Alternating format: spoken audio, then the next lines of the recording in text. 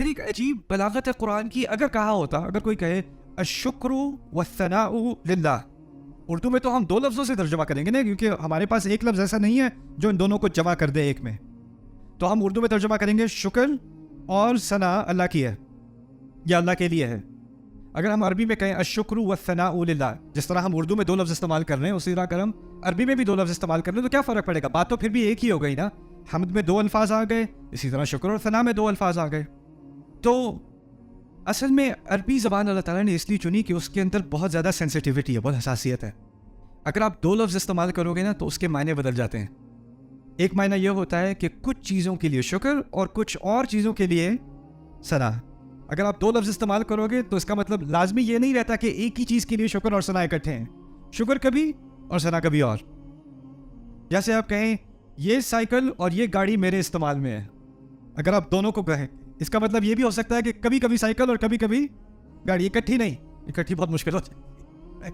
تو اسی طرح الشکر والثناء للہ دونوں کو اکٹھا کرنا اللہ تعالیٰ نے ایک لفظ کے اندر کر کے ایک ایسی بات کہہ دی جو اگر 2 لفظ بھی استعمال کیے جاتے وہ بات نہ ہوتی. اب یہ دونوں اکٹھے چل رہے ہیں. بات سمجھ آ گئی؟ تو یہ پہلا فرق ہے الحمدللہ اور الشکر للہ اور الثناء للہ کے درمیان. ایک اور بات پھر میں آپ کی پہلی بریک دیتا ہوں. انٹروڈکشن کافی لمبا تھا. یہ چیز مجھے عادت ڈالنی پڑے گی پاکستانی انٹروڈکشنز کی. اگر دنیا میں کہیں بھی جاتا ہوں انٹروڈکشنز نہیں ہوتے, یہاں ہوتے ہیں. ایک یونیورسٹی میں یہاں پہ گیا تھا, وہاں پہ 6 انٹروڈکشنز تھے. انٹروڈکشن کرنے والے نے اگلے انٹروڈکشن کرنے والے کا انٹروڈکشن کیا, پھر انہوں نے اس اگلے وہ ایک پوری ایک جس طرح حدیث میں روایت ہوتی ہے نا عن کذا و کذا و کذا اور میں سمجھا تیسرے والے کے بعد میری باری آنے والی ہے. تو وہ کہتے ہیں اب کسی مزید تاخیر کے بغیر ہم دعوت دیتے ہیں فلانے نا. اوکے میں پھر بیٹھ جاؤں. لیکن خیر میں چاہتا ہوں کہ آپ کا فوکس رہے, تو میں آپ کو ایک اور بات اس سیشن میں بتاؤں گا, اور وہ ہے خطبے میں آپ نے کبھی سنا ہوگا, جمعے کا خطبہ اگر آپ ٹائم پہ جاتے ہو تو خطیب جب اپنا خطبہ شروع کرتا ہے تو شروع میں کہتا ہے ان الحمد للہ. سنا ہے کبھی؟ الحمد للہ نہیں کہتا, کیا کہتا ہے؟ ان الحمد للہ. اب ان کا اضافہ آ گیا خطبے میں. ان کا کیا مطلب ہے؟ بے شک تو بڑا اچھا لفظ ہے. اگر فاتحہ میں کہہ دوں ان الحمد للہ, کیا فرق پڑ جائے گا؟ بلکہ یہ تو ایک زیادہ قوی اسٹیٹمنٹ بن جائے گی نا. بے شک ہم تعریف اور شکر اللہ کے لیے. تو ان نہ کہنے سے یا نہ کہنے سے کیا فرق پڑتا ہے؟ اس کی 2 وجوہات ہیں. پہلی وجہ وہ یہ ہے کہ اس کو سمجھنے کے لیے عربی میں ٹیکنیکل الفاظ ہیں, لیکن میں آپ کو آسان زبان میں سمجھاؤں گا. عربی میں کہتے ہیں خبر انشائی, خبری کلام انشائی. لیکن عام زبان میں آپ کبھی کبھی زبان استعمال کرتے ہو معلومات دینے کے لیے. آپ سے کوئی پوچھے موسم کیسا ہے؟ اچھا ہے, آپ نے معلومات دے دی. کیا حال چال ہے؟ ٹھیک ٹھاک ہوں, آپ نے معلومات دے دی. کبھی کبھی منہ کھلتا ہے کسی سے بات کرنے کے لیے, آپ اس تک کوئی معلومات پہنچا رہے ہو, وہ خبر دے رہے ہو, اس کو کلام خبری کہتے ہیں. کبھی کبھی آپ کا منہ کھلتا ہے, اس میں معلومات نہیں ہوتی, اس میں صرف جذبات ہوتے ہیں. میں آپ کو مثال دیتا ہوں. فرض کریں آپ نے یہاں پر آپ کی سیٹ ہے, بریک ہوئی, آپ بریک میں چلے گئے اور آپ کو پتا ہے کہ کوئی آپ کی سیٹ میں بیٹھنے والا تھا. تو بریک کے فوراً بعد آپ بھاگ کے واپس آئے اور اپنی سیٹ میں واپس آ کے بیٹھ گئے. ابھی کوئی بھی نہیں بیٹھا, آپ کو چین آ گیا کہ آپ اپنی سیٹ پہ واپس آ کے بیٹھ گئے. بیٹھتے ساتھ ہی کہا الحمدللہ. کوئی سننے والا تو تھا نہیں, آپ نے کسی کو سکھایا نہیں الحمدللہ, آپ نے اپنی دل کی آواز کہی ہے نا, اپنے جذبات کا اظہار کیا ہے. اسی طرح اگر ہم کہیں میں کال کر کے تھک گیا ہوں, کال اٹھا ہی نہیں رہے, کہاں غائب ہو گئے, پھر ٹیکسٹ میسج آ گیا سروس خراب ہے, میں ٹھیک ہوں. جب ٹیکسٹ میسج آ گیا تو کیا کہتا ہے انسان؟ الحمدللہ. کوئی ہو نہ ہو الحمدللہ. ابھی میں آپ کو سکھا رہا ہوں الحمدللہ کے بارے میں, کچھ بات کر رہا ہوں, تو ابھی میں معلومات پیش کر رہا ہوں. سیشن ختم ہو جائے, سیشن صحیح جائے, وہاں بیٹھ کے میں کہوں گا الحمدللہ, وہ میرے جذبات کا اظہار ہے نہیں. تو یہ بات واضح ہو گئی. کبھی کبھی ہم بات کرتے ہیں معلومات کے لیے, معلومات دینے کے لیے, کبھی کبھی ہم بات کرتے ہیں اپنے جذبات کا اظہار کرنے کے لیے. عربی کا ایک قاعدہ ہے کہ اگر آپ انا استعمال کرو گے نا تو وہ صرف معلومات کے لیے ہو سکتا ہے, جذبات کے لیے نہیں. انا کا مقصد ہے خبری کلام. انا اگر میں استعمال کروں گا تو میں کسی اور کو کوئی بات سمجھانے لگا ہوں, کسی اور کے لیے میں نے یہ لفظ استعمال کیا ہے, اپنے لیے نہیں. اگر میں انا استعمال نہ کروں تو ہو سکتا ہے کہ وہ کلام, وہ بات معلومات کے لیے ہو, اور یہ بھی ہو سکتا ہے کہ وہ جذبات کے لیے ہو. اس میں دونوں پاسبلٹیز رہ جاتی ہیں.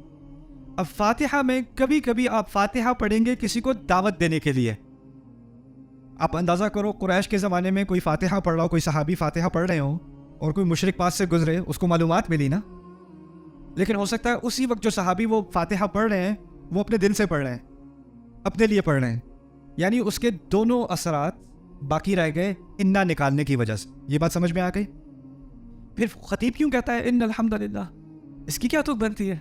کیونکہ خطیب کا اصل مسئلہ اپنے سے بات کرنا ہے کہ آپ سے بات کرنا ہے. آپ کو معلومات پہنچانی ہے, آپ کو یاد دہانی کرانی ہے, تو انا کا لفظ وہاں اس کی سینس بنتی ہے. پھر دوسری چیز عربی کے قواعد کے بنیاد, یہ ذرا گہری بات ہے, اس کو ذرا غور سے سمجھ لینا. عربی میں 3 طرح کی آڈینس ہوتی ہے, 3 طرح کے سننے والے. بلاغت میں ہم پڑھتے ہیں 3 طرح کے سننے والے ہوتے ہیں. ایک سننے والا وہ ہے جس کو آپ کی بات سے کوئی انکار نہیں, وہ آپ کا نہ مخالف ہے نہ حامی ہے, کوئی انکار نہیں, نیوٹرل ہے, ٹھیک ہے. ایک ایسا شخص ہے جس کو آپ کی بات پہ لگتا ہے شک ہوگا, اس کو پوری طرح اعتماد نہیں ہے آپ کی بات پہ. اگر کوئی کہے نعمان علی خان آ گئے, ہاں آ گئے, واقعی وہ جو واقعی ہے نا وہ کیا ہے, اس کو آپ کی بات پہ یقین نہیں ہے. تیسرا ہے جو آپ کی بات سے اختلاف کرتا ہے.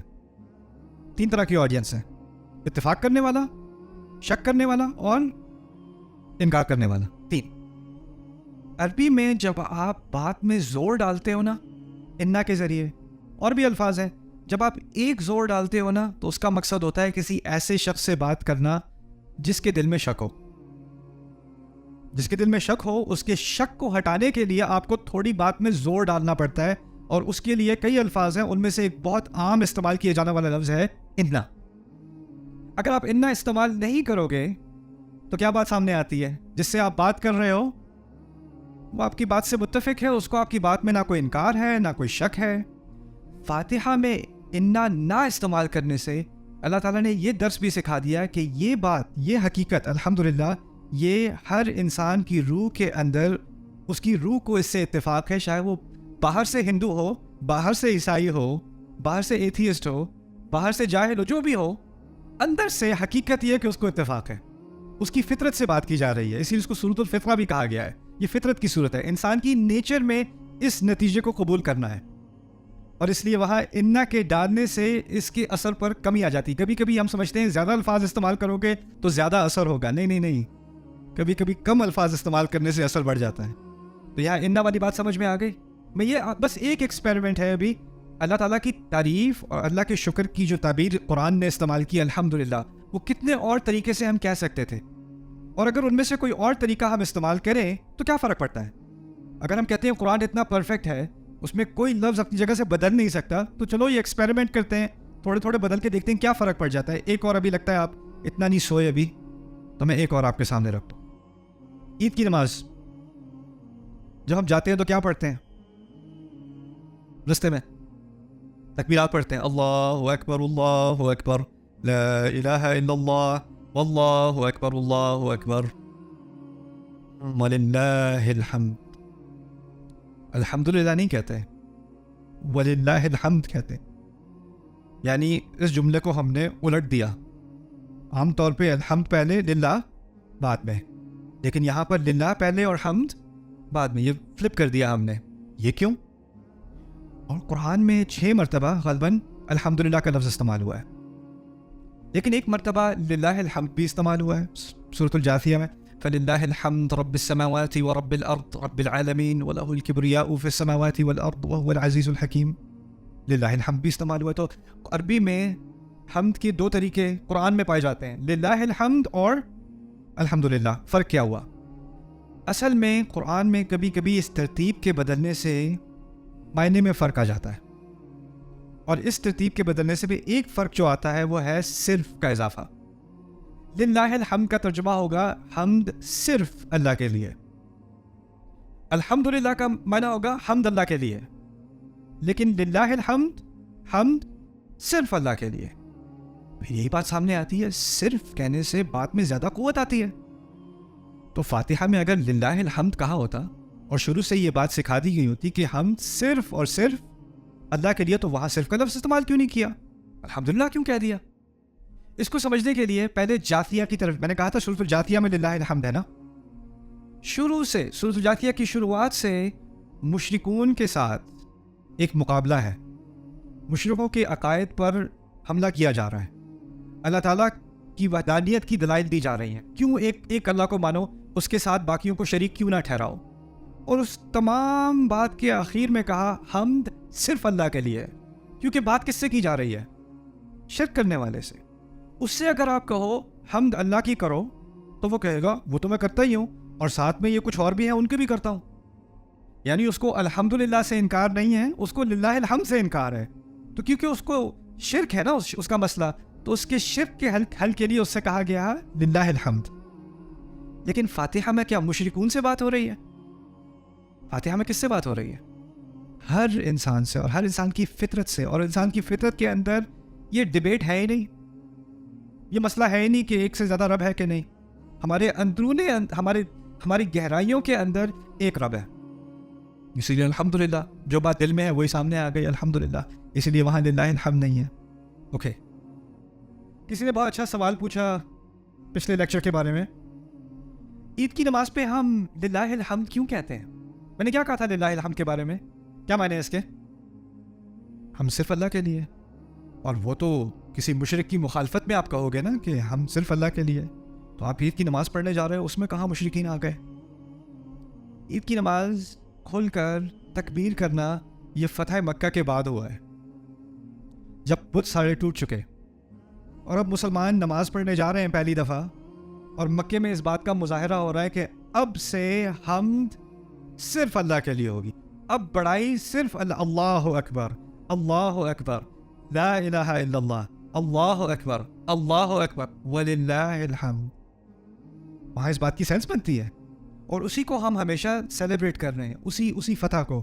وہاں شرک کا خاتمہ ہوا ہے, اور صرف ایک رب کی حمد ہم نے کرنی ہے, اسی لیے وہاں پر للہ الحمد کی سینس بنتی ہے, اس کی حکمت ہوتی ہے. ٹھیک, اچھا آگے ہے, یہ بھی کہہ سکتے ہیں عربی میں للہ حمدن, حمدن الف لام کے بغیر, ال کے بغیر.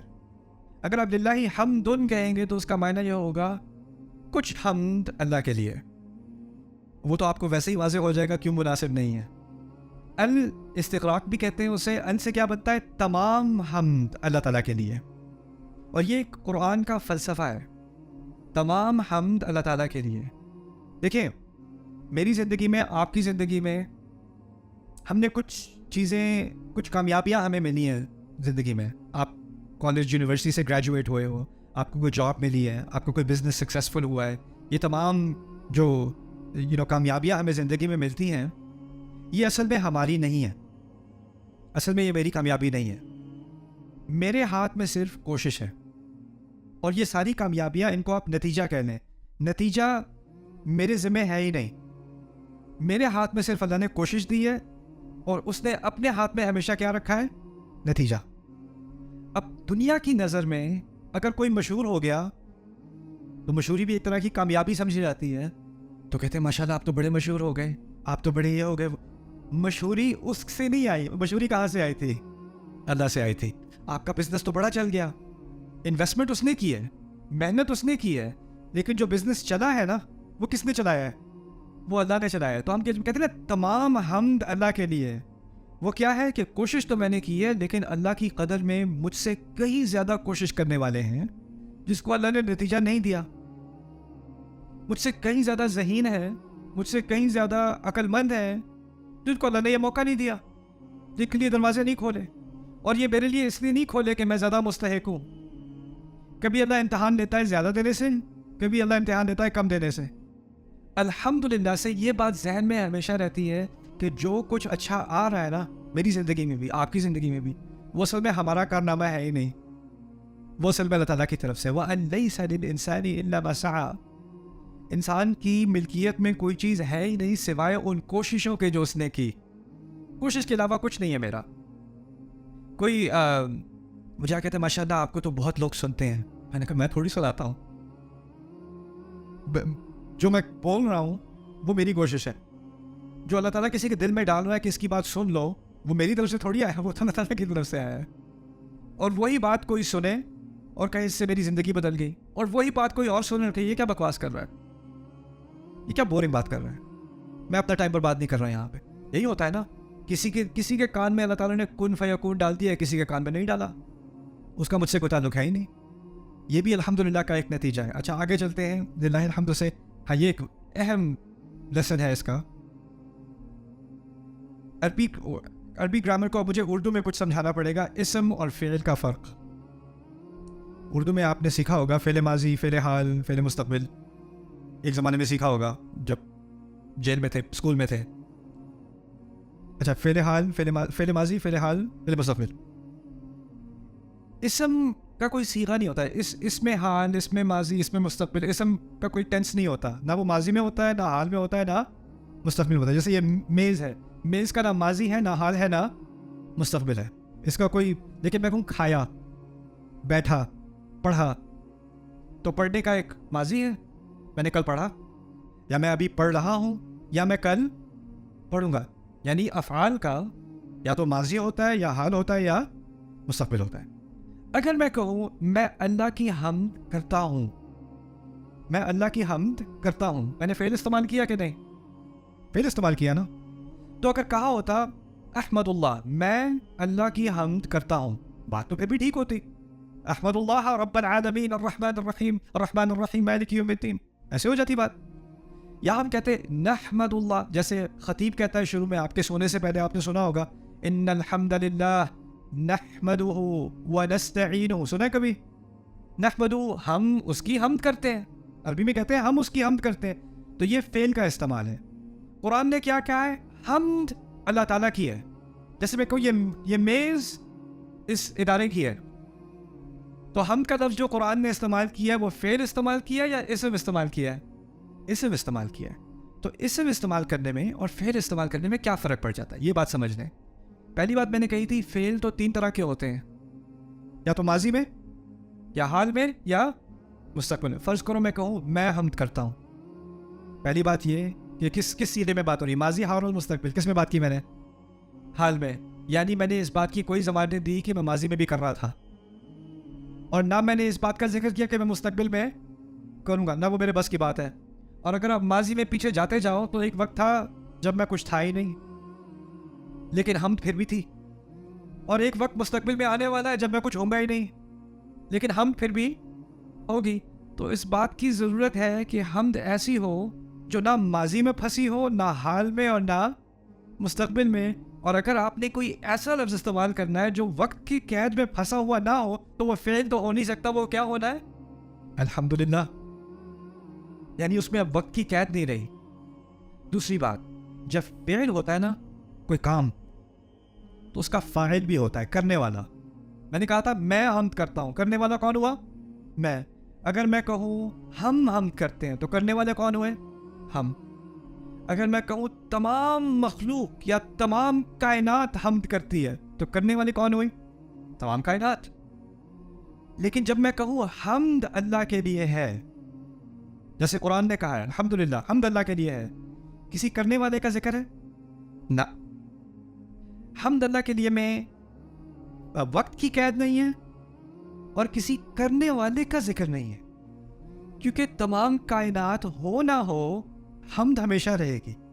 حمد اس کائنات سے پہلے بھی تھی، حمد اس کائنات کے بعد بھی ہوگی. ایسی حمد اللہ تعالیٰ کی جو نہ وقت کی قید میں ہو، نہ کسی کے حمد کرنے والے کی قید میں ہو. سبحان اللہ، الحمدللہ. اگر کہا ہوتا یحمد جمیع الخلائق اللہ، یا یحمد اللہ جمیع الخلائق، تمام مخلوقات اللہ تعالیٰ کی حمد کرتے ہیں، یا کرتے تھے، یا کرتے رہیں گے، تو پھر ہم ایک طرح سے کم ہو جاتی. اس کا دار و مدار ہوتا مخلوق پر. مخلوق ہے تو حمد ہے، مخلوق نہیں تو حمد نہیں. اگر میں کہوں میں حمد کرتا ہوں، میں ہوں تو حمد ہے، میں نہیں تو حمد نہیں. لیکن اللہ تعالیٰ کہتا ہے حمد اللہ کی ہے، میں ہوں نہ ہوں حمد پھر بھی ہے. اس سے ایک اور بات بھی سامنے آتی ہے. جو لوگوں کا اللہ تعالیٰ پر ایمان نہیں ہے نا، وہ کہتے ہیں یار تم کیسے خدا کی عبادت کرتے ہو، تمہیں کیا مصیبت ہے، اس خدا کو کیا ضرورت ہے کہ وہ تم اس کے سامنے نمازیں پڑھو، سجدے کرو، کیا شوق ہے اسے اپنی تعریف کروانے کا؟ کیونکہ دنیا میں جس کو اپنی تعریف کروانے کا شوق ہے وہ متکبر ہوتا ہے. تو یہ کس قسم کا خدا ہے تو اس کو اپنی تعریف کروانے کا شوق ہے؟ اس کے جواب میں الحمدللہ کافی ہے. یعنی جب کوئی مخلوق تھی بھی نہیں تب بھی اس کی حمد تھی. اسی طرح سورۃ الرحمن میں اللہ تعالیٰ نے یہ بات سمجھا دی ہے. کہا ہے کل من علیہا فان ویبقى وجہ ربک ذو الجلال والاکرام.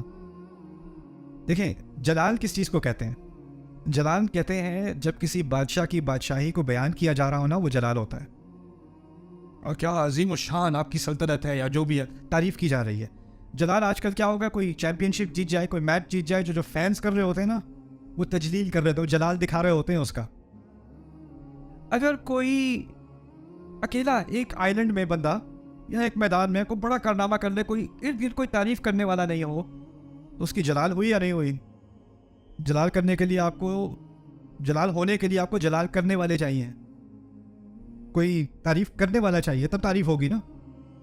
اللہ تعالیٰ فرما رہے ہیں تمام چیزیں ختم ہو جائیں گی اس دنیا میں، جب کل من علیہا فان، تمام فانی ہو جائیں گے، ختم ہو جائیں گے، لیکن تیرے رب کا چہرہ ذوالجلال، جلال والا باقی رہے گا. جلال کرنے والے، کوئی تعریف کرنے والے ہو نہ ہو، وہ باقی رہے گا. یہ ہے الحمدللہ. اچھا.